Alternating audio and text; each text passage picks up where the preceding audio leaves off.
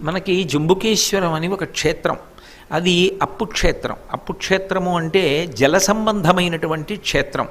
అక్కడ ఉండేటటువంటి శివలింగం దగ్గర ఎప్పుడు నీరు ఊరుతూ ఉంటుంది. కానీ ఆ నీటిని తీర్థంగా ఇవ్వడం కానీ శిరస్సును ప్రోక్షించడం కానీ చెయ్యరు.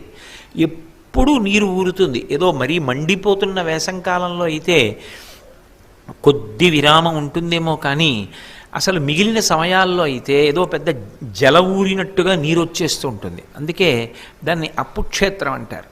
అక్కడ అటువంటి జంబుకేశ్వర క్షేత్రంలో శివలింగం ఎంత ప్రఖ్యాతి వహించిందో అక్కడ ఉన్నటువంటి అమ్మవారు అఖిలాండేశ్వరి అంత ప్రఖ్యాతి వహించినటువంటి తల్లి. జగన్మాత స్వరూపంగా అక్కడ నిలబడింది అని. మీరు ఎక్కడైనా దేవాలయంలో పరమాద్భుతమైనటువంటి రీతిలో ఇచ్ఛాశక్తి, జ్ఞానశక్తి, క్రియాశక్తుల యొక్క రూపములను చూడాలి అంటే సాధారణంగా ఇచ్ఛాశక్తి, జ్ఞానశక్తి, క్రియాశక్తులు అని చెప్తాం.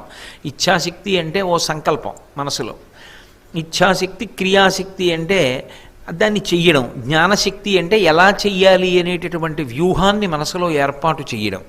ఈ మూడు ఒక రూపాన్ని పొంది అమ్మవారి దేవాలయం యొక్క గోడల మీద ఉన్నది చూడాలి అంటే ఒక్క జంబుకేశ్వరంలో ఉన్నటువంటి అఖిలాండేశ్వరి అమ్మవారి దేవాలయం గోడల మీదనే కనపడుతుంది.